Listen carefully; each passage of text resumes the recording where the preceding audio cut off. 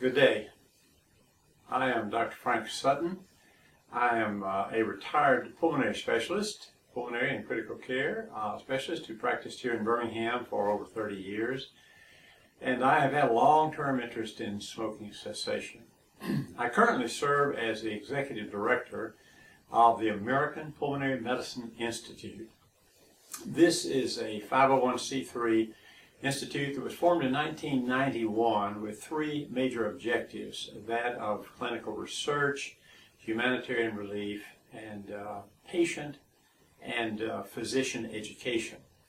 And so it's that latter which I approach today, because we are offering a series of some 6 to 8 10 to 15 minute videos that will be placed on YouTube with links to our Facebook page, American Pulmonary Medicine Institute. You can search that, find our Facebook page, and on there will be the different links to a series of these 6 to 8 10 to 15 minute videos.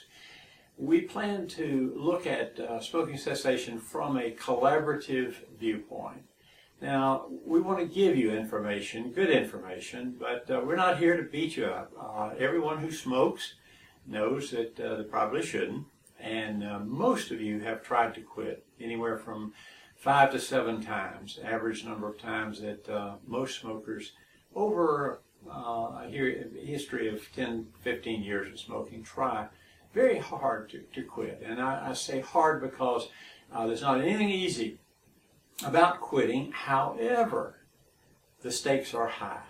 The stakes are very high. Let me assure you that all of the physician members, be they pulmonary specialists, cardiothoracic surgeons, general internists, infectious disease specialists, gastroenterologists, I have all of these on my board of directors, in addition to a number of outstanding business people and educators from the community who are non-physicians, but who are on the board, and we all are desirous of helping smokers to quit. Why? Because it is the #1 preventable cause of health decline and death among all the things that that we know and study. The Norwegian president of the World Health Organization at one time quoted this. He said, "A cigarette is the only consumer product which, when used as directed, kills its customer or consumer." And that's true. Use as directed, and it will lead to poor health and eventually to the death of most of those who smoke for a prolonged period of time. So why is it so hard to quit? Well, it's because of the habit, the habitual nature. We know that smoking becomes a part of your daily routine. There's no question about that. And so as it becomes habitual, then it takes some habitual things to break it. In other words, you've got to reprogram some things and develop some really good habits. And is it worth doing? Oh my, is it ever worth doing? And we will teach you or remind you, if you already know, over a period of time, that your cessation of cigarette smoking results in like 20 to 30 minutes in the beginning of health problem reversal. For instance, 30 minutes after you've had a cigarette, your carbon monoxide level in your blood begins to fall. It rises when you smoke, and your pulse begins to decline, come back toward a more reasonable level. Cigarette smoking stimulates the heart to beat faster and a little bit more strong, with a little bit more force. It's a stimulant, and that's the reason it tastes so good and gives such a pleasant feeling. And that, coupled with a cup of coffee in the morning, you get your caffeine and your nicotine together. And if you had even a poor night's sleep, you get a little lift, and you feel better, and you're more ready, quote, for the day. And as you know, one of the side effects, of course, of stopping smoking is to have a period when you have a decline in your energy and in your ability to concentrate, and you have some irritability, and your sleep gets disrupted for a while. So that's a sign of withdrawal, because you have a chemical addiction in your central nervous system, in other words, in the brain. And so over a period of time, we'll talk about these mediators, these things that get you addicted, and the things that happen to them.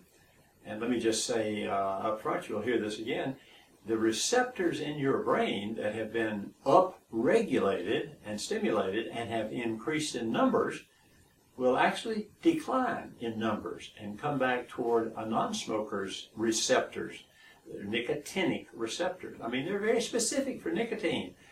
And as the smoking industry found that out, that you have receptors that receive one of their drugs and addict you so that you'll spend between $5 and $8 on a pack of cigarettes to destroy your own health, then they knew they had a great product. And now, of course, they're into vaping, and we'll get to all that. But we're here to, in collaboration with you, encourage you.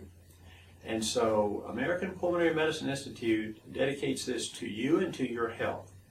And over a period of 6 months, a year, you will notice, you will have notable changes in your energy level, your ability to do things you'd like to do.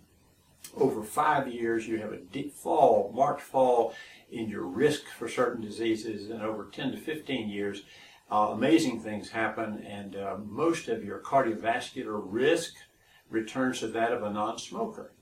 Now, if you've smoked for 15 to 20 pack years, your risk for lung cancer never returns back to zero, but it drops dramatically. The percent of those who will eventually have, say, a form of lung cancer. So anyway, I want to tell you that the stakes are high, that I know you may have tried to quit, and we're here to help you, collaborate with you, teach you those things, those habits that you need to develop, give you reasonable suggestions, everyday things that you can do. Now, I suggest that you get a notebook, a little notebook, as you watch this series and take notes. And let me say this, on YouTube, you'll be able to stop these little videos. They'll be in a format so you can have them on your mobile, your tablets, or your phone, your smartphone, in addition to watching them on a computer.